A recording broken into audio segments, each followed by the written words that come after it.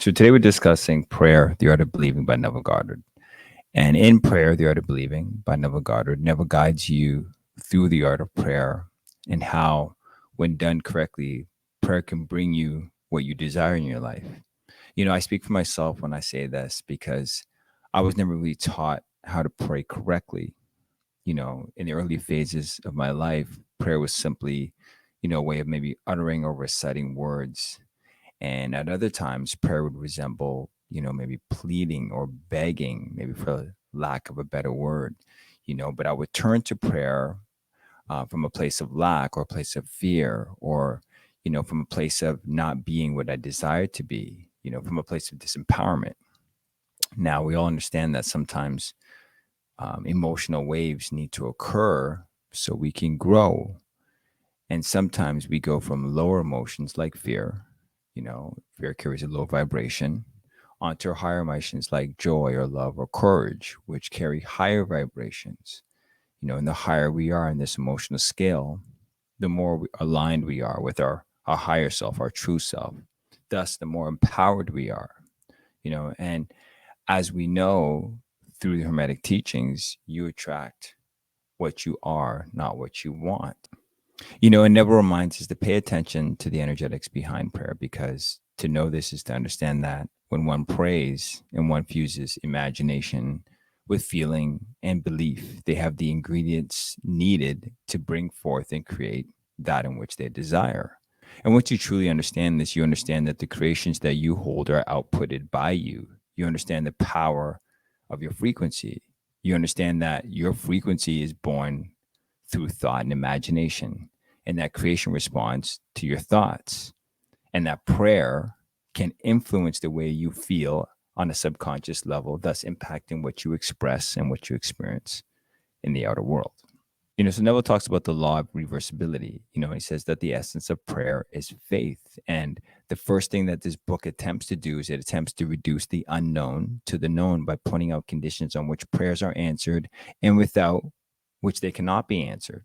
And to me, this is a reminder that we attract what we are, not what we want. And when we align with our desires and we hold the vibrational frequency, which is in tune with what we want, we begin to pull towards us and attract what we truly desire. And hence why he says, what was once not on the radar is now on the radar, and the unseen becomes seen. And this is what the book is attempting to do.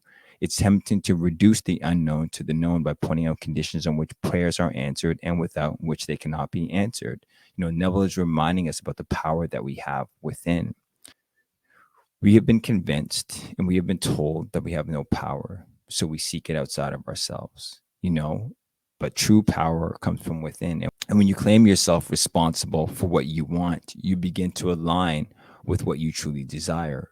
As you claim, you call forward and you call towards you what you want. And this is the first thing that we need to do. We need to wake up to who we are, wake up to the power that we have, claim our power back so we can step into our truth. If you were to know how you would feel were you to realize your objective, then inversely, you would know what state you could realize were you to awaken in yourself such a feeling. Meaning, for one to pray successfully and obtain their objective, one must know how they would feel if their objective was obtained. So, according to Neville, you want to fuse prayer with the feeling of the wish fulfilled and the state you desire to be in.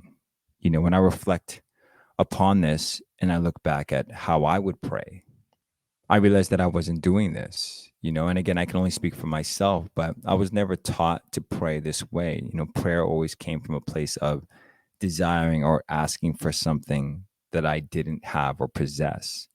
It came from a place of lack in the sense that I would desire being something that I didn't see myself as being yet, or came from a place of wanting something or wanting to have something that I didn't see myself as possessing yet.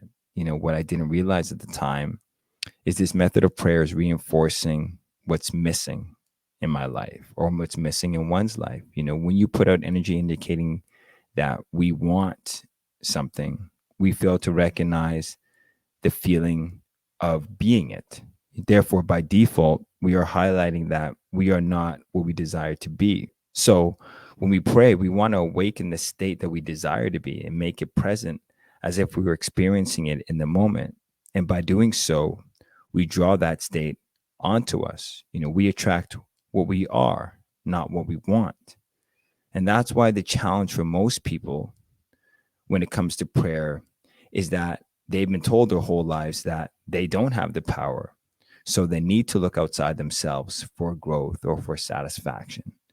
And when you believe you have no power, you believe you must go out and get it, go out and forge the way, move, take action.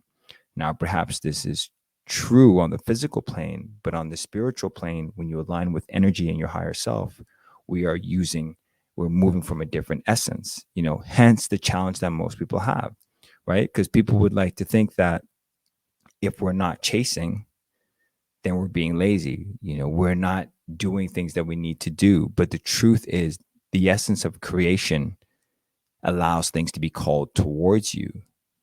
You attract towards you what you are and what you're in alignment with and what's in line with your higher self. And what we want to understand is that, in order for us to reach our desires, we reach our desires by lifting ourselves up, not by standing on things and not by chasing things that are built out of lack and fear and insecurities. We chase because we don't think that we can receive what we desire. And we've been taught, many of us have been taught, and many of us agree with this. But at the end of the day, when you know who you are, your life must move in accordance with that.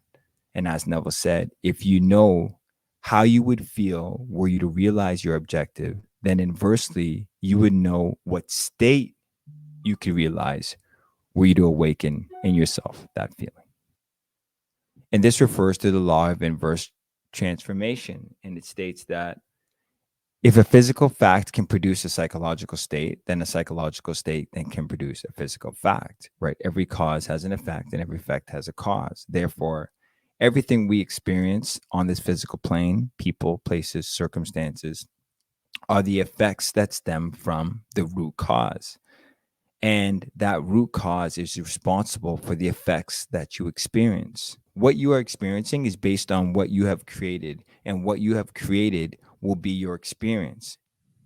Knowing this, we want to get to the true cause or the psychological state that will produce the outcome, the physical state. Whether you want the new promotion or you want to see your entrepreneurial desire come true, you must first imagine yourself in that new physical state.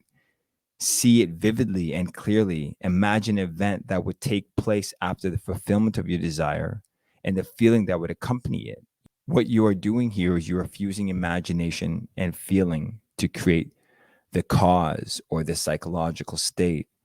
And this psychological state, when impressed, will be expressed and will produce the effect or the physical state. And essentially, what this is doing is getting you to move from being reactive to your physical world and your five sensory experience and moving you towards the multi-sensory experience and getting you to go within. The power in understanding this is we realize that we can stop and take a snapshot of our physical world, the people, the places, the circumstances, the experiences that we are having.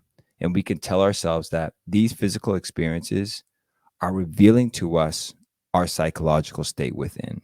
And then I can go back to my experiences, the conversations that I have, the relationships that I have, the positive experiences that I'm having, as well as the negative experiences.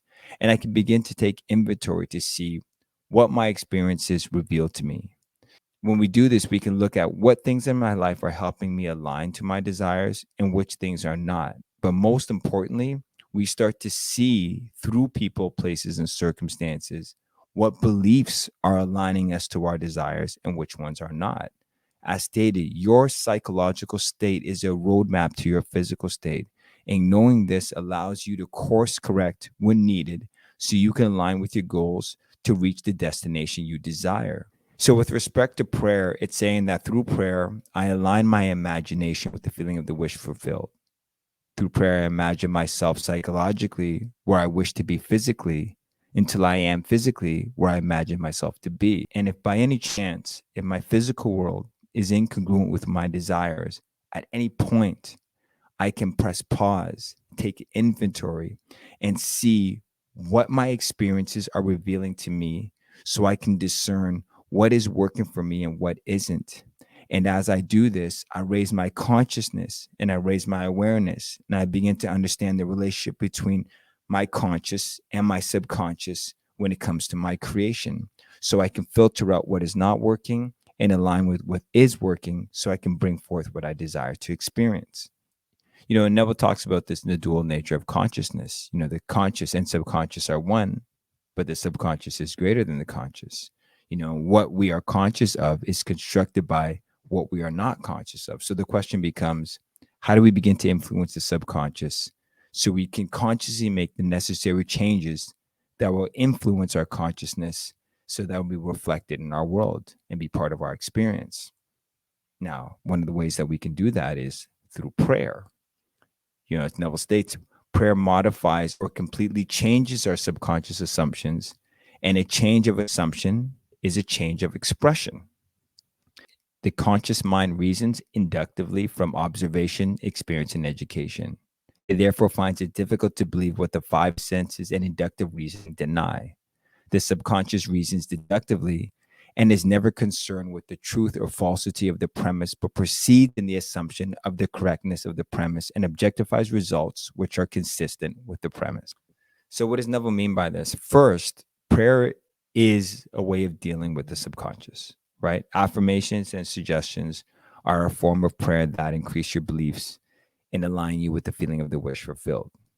Prayer makes the unseen seen, right? It's getting you to see beyond the limitations of the conscious mind. The conscious experiences things through the lens of the five senses. For the conscious mind or the five sensory human, one reason's through proof. I need to see it to believe it, or through education, through science and experience, right? Is how they form their opinion. Whereas the subconscious goes on to say that, what you believe, whether it's true or not, is what you will experience. The subconscious reasons deductively and is never concerned with the truth or falsity of the premise. Therefore, what Neville is saying is that through our past experiences, through people, places, circumstances, we formulate a belief. Maybe we were told that relationships end in failure, so they're not good investments. People can't be trusted. Or we were told that entrepreneurship is not safe or reliable, so you shouldn't take that risk. Or perhaps indirectly, you were told that you are not capable of, you are not deserving of, you are not worthy of something. Now, these feelings or thoughts are impressed on your subconscious and expressed in your outside world. Now, when this happens, you may get to a point still where in your life where you might still have a desire to do something new. And perhaps this challenges those old limiting beliefs. But the limiting beliefs that are stored in the subconscious prevent you from doing what you desire. They get you to retreat or abandon your desire. And this is the power of the subconscious. The subconscious is responsible for 95% of our decision making. But this is also empowering to recognize this. When we acknowledge this, we can take responsibility of our situation and begin to take steps to change it. Through prayer, we could take the conscious steps to reprogram the subconscious mind. And over time, you can raise your vibration and confidence and belief in what you are trying to manifest. Affirmations are a form of prayer. And through affirmations, you can reprogram your subconscious as a way to bring towards you what you truly desire, right? It's about knowing that if it's in your mind or imagination, it's possible. And if it's possible, it can be created. And if it can be created, then you could bring it forth through your vibration, imagination, and your desire. When you look at affirmations are a form of prayer. There's neuroplasticity in our brain, and your brain's ability to change or adapt to different circumstances to your life will help you understand how affirmations work. Your brain sometimes can't tell the difference between reality and imagination. So creating a mental image of you doing something or regular repetition of affirming statements about yourself can encourage your brain to take these positive affirmations as fact. And when you truly believe that you can do something, the actions will follow. And then remember, this goes back to neural pathways and neuroplasticity. You're using affirmations to help change long-standing patterns and beliefs. And a good way to bring this change about is to act as if you've already succeeded, right? With affirmations, you can phrase them positively, use them in the present tense, say, I am confident, I am successful, I am prosperous, I am loving, I am courageous, rather than saying, I will be confident and I will be successful, because focusing on the future condition does not compute with your subconscious mind, right? It only knows this moment, and then you want to call up the corresponding feeling. So, how would it feel to be abundant, or how would it feel to be courageous? So now I'm pairing the imagination and the words and the vibration of the words with the feeling, the corresponding feeling that's highly correlated to that moment, how I would feel if I were to achieve my desire. And then number 3, you want to repeat this several times. As you repeat it, you're impressing this in the subconscious so that it can be believed and expressed in your outside world. As Neville said, the subjective mind is completely controlled by suggestion. Ideas are best suggested when the objective mind is partly subjective. That is, when the objective senses are diminished or held in abeyance. This partly subjective state can best be described as controlled reverie, wherein the mind is passive but capable of functioning with absorption. It is the concentration of attention. There must be no conflict in your mind when you are praying. Turn from what is to what ought to be. Assume the mood of the fulfilled desire, and by the universal law of reversibility, you will realize your desire. Meaning, if your realized prayer produces in you a definite feeling or a state of consciousness, then inversely, that particular feeling or state of consciousness must produce your realized prayer. Thou shalt decree a thing, and it shall be established unto thee. It is not a strong will that sends the subjective word on its mission, so much as it is clear thinking and feeling the truth of the state affirmed. When belief and will are in conflict, belief invariably wins. Who you are is who you claim to be. You know, I am the one that is fearful, claims you as fearful. I am the one that is courageous, claims you as courageous. I'm the one that is abundant, claims you as abundant. I'm the one that knows my worth, and I'm worthy of this promotion or this entrepreneurial journey or this happy relationship, despite the fact of what I see in my external world, claims you as being that. As the saying goes, thou shalt decree a thing and it shall be established unto thee. you know Having the belief and having the faith and aligning that with the feeling is what brings things into your world. It's not simply having the will. Sometimes we want to move forward on something where we lack belief, but we have the willpower, we have the drive, we have the steps, we have the process. But this alone is not what brings things into our life with ease and flow. But to have the will alone will not guarantee that you will manifest what you want with ease and flow. And this is why you can look at two people, similar skill sets, having the exact same job, but vastly different results. What separates the successful from the unsuccessful is not willpower, it's not process, it's not steps, it's not education, but rather it's belief and desire. The one that gets out of the rational mind and gets into the body and aligns with the feeling of the wish fulfilled attracts what they desire. The one that has doubts and concerns and is building from a place of scarcity, fear, disbelief, and hesitation, but has the will manifest that into their reality. As Neville states, many of us, either from too little emotion or too much intellect, both of which are stumbling blocks in the way of prayer, cannot believe that which our senses deny. For many of us, we allow fear and doubt to keep us where we are. We suppress courage, joy, and excitement. We tell the dreamer to stop dreaming, to stop fantasizing. But you are the dreamer of your dreams and you create from fantasy. The challenge is we've lost that along the way. If you look at little children, they're constantly fantasizing and playing. But somewhere along the way, we've said, put away those childish things. It's child's play to fantasize. It's child's play to dream. So the things that we naturally did to create we've told ourselves and we've subscribed to it, and we've said that we shouldn't create this way. But getting back to the essence of who we are, it means getting out of our minds, getting out of over analyzing things, stop over intellectualizing things, getting in tune with the body, and creating from a place of the higher self. By the law of reversibility, that all transformations of force are reversible. The energy or feeling awakened transforms itself into the state imagined. He never waits 4 months for harvest. If in 4 months the harvest will awaken in him a state of joy, then inversely, the joy of harvest now will awaken the harvest now. So, what does Neville mean by this?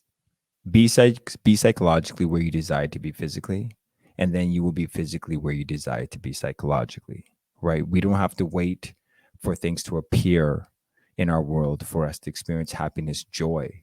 We can experience happiness, joy, or the feeling of the wish fulfilled for those things to come into our life. You want to look at it as if you are the center of your circle. Everything that you desire is in abundance, it's floating around you. And at any point of time, you can align with that and you can inherit that, and then you can manifest it in your world. It's not something that's out of your reach, but it's something that's constantly there, constantly available to you. It's a matter of you aligning energetically with it, inheriting it, and then manifesting that what you desire. And that's what Neville meant when he said, you don't have to wait 4 months to experience the joy of the harvest. Experience the joy of the harvest because the harvest is on its way. Uncontrolled reverie ideas must be suggested with the utmost care. If you do not control your imagination in the reverie, your imagination will control you. Whatever you suggest with confidence is law to the subjective mind. It is under obligation to objectify that in which you mentally affirm. The key takeaway that I got from this is that you want to filter information that we absorb and that we receive. When you look at it, through advertising, through marketing, through social media, they're all jockeying for your attention. They're either trying to persuade you to do this or not to do that, to invest in this or not to invest in that, to have this or to not have that. And what we know is this: if something is repeated enough times or penetrates through the subconscious defenses and impressed in the subconscious, it can become a part of belief and expressed in the outside world. And as human beings, we'd like to believe that we would be aware of messaging that might influence us, but it's so subtle that we don't notice it. It's like a whisper in the ear. Therefore, it's important for us to really control the information in our environments, because if you don't control your imagination will control you. What we have to remember is the conscious mind is responsible for 5% of what we create or what we want to create. The bulk of what we do, the remaining 95% comes from the subconscious mind. And because the subconscious mind is the repository for past experiences, we oftentimes are not aware of what we've stored in the subconscious mind. And this is why it's important to guard ourselves and really filter what we take in. Because as Neville stated, whatever you suggest with confidence is law to the subjective mind and is under obligation to objectify that which you mentally affirm. Then to filter information becomes an added layer of security, or like an antivirus to your operating system or computer. And therefore, to not filter what you watch is to leave yourself open and vulnerable for attacks, right? For me, when I watch things, I try to listen to things that align with my desires, especially when I'm going to sleep. I'll meditate and I'll listen. I'll really pay attention to what I watch and the things that I read. And I make sure that those things are aligned with my desires. I'll do my affirmations and journals on my subconscious reprogramming to ensure that what I'm taking in is aligned with my higher self and aligned with what I truly desire for myself. In the law of thought transmission, it's really just speaking to the power of our thoughts. Your thoughts are the process of creating a reality, and your thoughts are what you speak. To think is to speak low, and to speak is to think out loud. And through prayer, we bring our thoughts forward. As Neville stated, to pray successfully, you must have clearly defined objectives. You must know what you want before you can ask for it. You must know what you want before you can feel that you have You must know which one before you can feel that you have it. And prayer is the feeling of the fulfilled desire. When we pray, we want to identify what events will organically follow the reception of our desires and what the accompanying feeling would be. We oftentimes anticipate what would go wrong and what failure would look like and how that would feel. But here we're asking to sit with ourselves and see if we can make note of what it is you desire. Make note of all the things that would occur if you were to experience your desire, and then what feelings would accompany it, right? There's nobody on this plane that can tell you who you are and how you would feel with more authority than you, right? So this means that you have to know yourself, you have to befriend yourself. As the one who lives with yourself, you must understand yourself. And by understanding yourself, you can anticipate what I truly desire, how I would feel if I received that desire, what that would look like, and begin to paint the picture of that so you can bring that forward. As Neville stated, the words spoken subjectively in quiet confidence will always awaken a corresponding state in the one in whom it was spoken. When you emerge from prayer, you no longer seek, for you have. If you have prayed correctly, subconsciously assume the reality of the state sought. Therefore, you must believe, as belief is the substance that allows one to assume the reality of the state sought. By believing it, you give yourself the ability to create in your reality. When you believe, or through your words and prayer, you claim yourself to be something, and you awaken a level of consciousness that carries a vibrational frequency with it. That vibrational frequency of feeling and imagination brings people, places, and circumstances that create your reality and help you make your unseen seen. Therefore, you must believe, and belief is a substance that allows one to assume the reality and the state sought. By believing, by believing it, you give yourself the ability to create in your reality. When you believe, or through your words and prayer, you claim yourself to be something, and you awaken that level of consciousness within you. And that carries a vibrational frequency with it. That vibrational frequency of the feeling, of the imagination, brings people, places, and circumstances towards you. It helps you create the reality that you want. And then that's how you make the unseen seen. And that's how the word is made flesh, you know. But the key component of this is belief. In order to access something within, you must consciously be aware that you have the ability to access it. And I know that it's a matter of being and not a question of how much I need to do and how much I need to chase and what I need to go after. Then I could stop chasing, ground myself, be in a place of being, prepare myself to receive, because I know it's not a matter of doing, but it's a matter of being. And as I become, I receive. You cannot give yourself what you don't have, and you only have what you believe.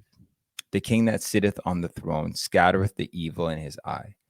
Sympathy for living things, agreement with human limitations, is not the consciousness of the king, because he has learned to separate their false concepts from their true being. To him, poverty is but the sleep of the wealthy. He does not see caterpillars, but painted butterflies to be, not winter, but summer sleeping, not man in want, but Jesus sleeping. This is about embodiment of what you desire. See yourself and others as constantly being guided and growing. No one man is better than another, because we are all one. Therefore, to judge someone is to judge yourself. And when you know this, you understand that maybe one's self concept of self may not be aligned with their true nature or their higher self, or maybe your concept of self may not be aligned with your true nature, your higher self.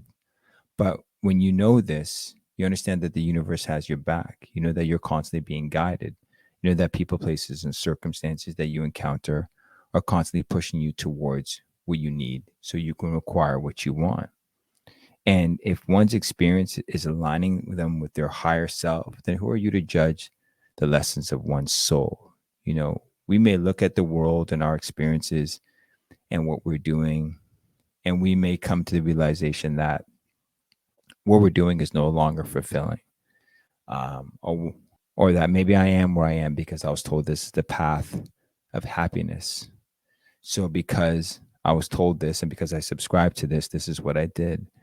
And it's okay if you're not happy, and it's okay if you're not in alignment. There's no guilt or shame around this.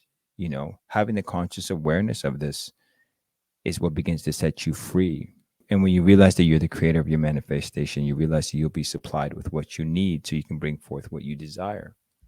And when you understand this, you understand that you're in growth and transition. And despite what you're experiencing now in your outer world, you're in motion towards your truth, your higher self, and your desires.